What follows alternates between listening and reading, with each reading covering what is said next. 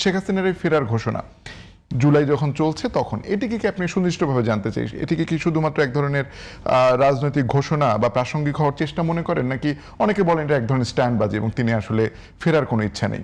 সেটা হচ্ছে আপনি শিরোনামই করেছেন ফেরার রাজনীতি আইনি বাস্তবতা। তার মানে এই দুটোর মধ্যে কোনো বৈপরীত্য আছে না, দুটো সমর্থ?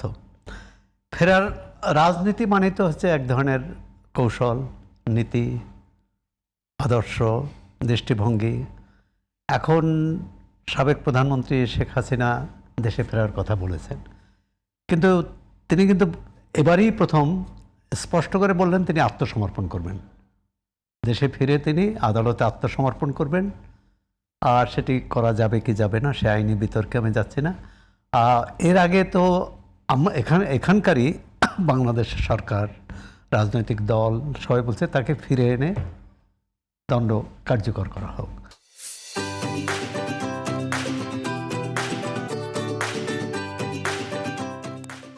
তিনি যখন ফিরতে চাচ্ছেন তখন কোন প্রক্রিয়ায় ফিরবেন, এটাই তো প্রশ্ন। ইতিমধ্যে আমরা দুজনের বক্তব্য শুনলাম যে তিনি বিশেষ করে সাবেক জাতীয় ঐকমত্য কমিশনের যে সহসভাপতি অধ্যাপক আলী রিয়াজ, আর তিনি বলেছেন তিনি এভাবে ফিরতে পারেন না, বাংলাদেশ ও ভারত সরকারের মধ্যে একটা সমঝোতার ভিত্তিতে ফিরতে হবে, মানে তাদের ভারতে রাজি হতে হবে, বাংলাদেশও রাজি হতে হবে। আরও একজন রাজনৈতিক নেতা এভাবেই বলেছেন। আবার অনেকে বলেছেন যে না, তাকে তিনি ফিরে আসলে গ্রেপ্তার হবেন ইত্যাদি ইত্যাদি। এই সমঝোতার কথাটি বর্তমান যে চিফ প্রসিকিউটর, ওনার নাম আমিনুল ইসলাম, তিনিও কিন্তু একই কথা বলেছেন যে তিনি এসে আত্মসমর্পণের তার সুযোগ নেই, তিনি এসে যদি সমঝোতার ভিত্তিতে আসে তাকে, তাহলে আত্মসমর্পণ কি, তাহলে তাকে কারাগারে নেবে, এটি। অর্থাৎ সমঝোতার প্রশ্নটা আসলো কেন? তিনি একজন দণ্ডপ্রাপ্ত আসামি, তিনি দণ্ড ভোগ করবেন বা আপিল করবেন যদি সুযোগ থাকে, এটাও বলছেন যে আপিলের সুযোগ আছে কিনা সেটা দেখা যাবে। তার মানে এর মধ্যে কোনো রাজনীতি আছে। আবার তিনি একটা আদালতে রায় হয়েছে, সেই রায়ের তাজুল ভাই বলতে পারবেন, সাবেক স্বরাষ্ট্রমন্ত্রীর পক্ষ থেকে একটা আপিল করা হয়েছিল না, বা কোনো পক্ষ থেকে একটা আপিল করা হয়েছিল যে সাবেক স্বরাষ্ট্রমন্ত্রীর দণ্ডটা, স্বরাষ্ট্রমন্ত্রীর সাবেক আইজিপির দণ্ড কম হয়েছে, এর বিরুদ্ধে কোনো আপিল না, শেখ হাসিনার দণ্ডের ব্যাপারে হয়েছে। তিনটার মধ্যে একটা যেটা আমৃত্যু কারাদণ্ড আছে, ওটার ব্যাপারে বৃদ্ধির জন্য একটা আপিল করা আছে। এটা আমি যখন চিফ প্রসিকিউটর ছিলাম আমি সেটা করে এসেছিলাম। তার মানে একটা আপিল আছে শেখ হাসিনার পুরো সাজার বিরুদ্ধে নয়, সেটা হচ্ছে শেখ হাসিনাকে দুটো কাউন্টে, একটা কাউন্টে মৃত্যুদণ্ড দেওয়া হয়েছে আর একটা কাউন্টে আমৃত্যু কারাদণ্ড বা যাবজ্জীবন কারাদণ্ড দেওয়া হয়েছে। যেখানে যাবজ্জীবন দেওয়া হয়েছে ওই পার্টের সাজা কম হয়েছে বলে শুধুমাত্র ওইটুকু চ্যালেঞ্জ করে আপিল হয়েছে। এই আপিলের কারণে যে অংশটাতে তার মৃত্যুদণ্ড হয়েছে সেটা এফেক্টেড হবে না, সেটা অ্যাজ ইট ইজ রয়ে গেছে। তাহলে প্রশ্ন হচ্ছে যে ওই আপিল নিষ্পত্তি হওয়ার আগে রায় কার্যকর হতে পারে কিনা? অবশ্যই হবে, কারণ হচ্ছে মৃত্যুদণ্ডটা আনটাস্ট রয়ে গেছে, সেটার বিরুদ্ধে কোনো আপিল। মৃত্যুদণ্ড আনটাস্ট, যেখানে আসামি একই ব্যক্তি, তখন তার একটি কার্যকর হলো, তাহলে তার আপিল যদি গ্রহণ করে, ধরুন যে আপিলটা করা হয়েছে সে আপিল গ্রহণ করলে, তাহলে ওই আপিল নিষ্পত্তি পর্যন্ত তো তার অন্য রায়টা কার্যকর স্থগিত থাকবে না। কারণ হচ্ছে যদি একাধিক মামলায় কোনো ব্যক্তির সাজা হয়, এটা তো এক মামলা, একই মামলায় হোক, কিন্তু কাউন্ট যখন আলাদা হয়ে গেছে, মূল সাজাটা মৃত্যুদণ্ড, যদি তার মৃত্যুদণ্ড কার্যকর করা হয়ে যায় তার যাবজ্জীবন সাজা খাটার প্রয়োজন নেই। অথবা ধরেন 5টা মৃত্যুদণ্ড হয়েছে, একবার যদি মৃত্যুদণ্ড কার্যকর করা হয় তাহলে দ্বিতীয়বার মৃত্যুদণ্ড কার্যকর করার প্রয়োজন নেই। সেই কারণে এইখানে এই মৃত্যুদণ্ড কার্যকর করতে কোনো বাধাও নেই।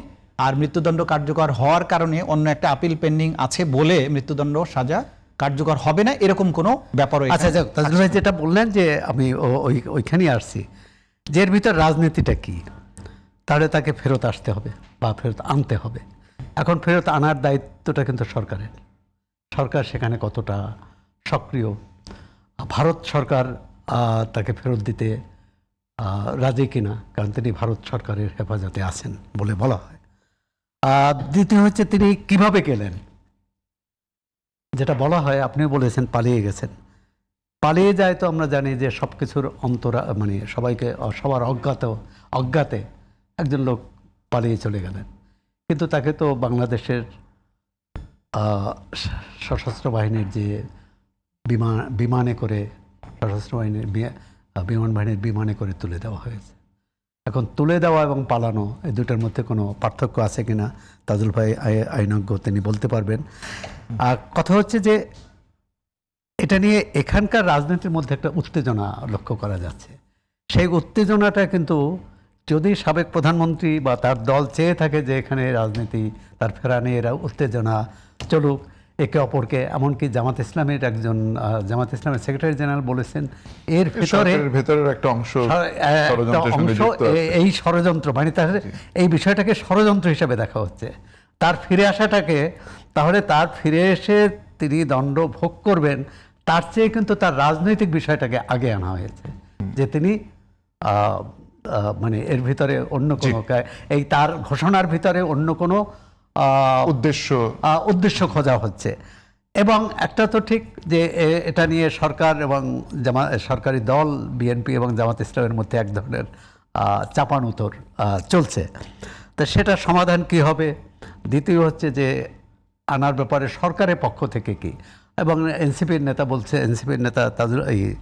নাহিদ ইসলাম বলেছেন যে ভারত সরকারের পক্ষ থেকে ভারতকে কড়া বার্তা দেওয়া উচিত। সেটা অবশ্য অন্য প্রসঙ্গেও বলেছে। তিনি বলেছেন যে তাকে ফিরে এসে তিনি মৃত্যুদণ্ড, তার যে দণ্ড হয়েছে কার্যকর তিনি ভোগ করবেন বা কার্যকর হবে। আর তিনি বলছেন যে সরকারের পক্ষ থেকে কড়া বার্তা দেওয়া উচিত ভারতকে, যে তিনি সেখানে বসে যে উস্কানিমূলক বক্তব্য দিয়েছেন। আর সরকারের আগেও অন্তর্বর্তী সরকারের সময় বেশ কয়েকবার কিন্তু নোট ভার্বাল দেওয়া হয়েছে, তাকে ফেরত দেওয়া হোক।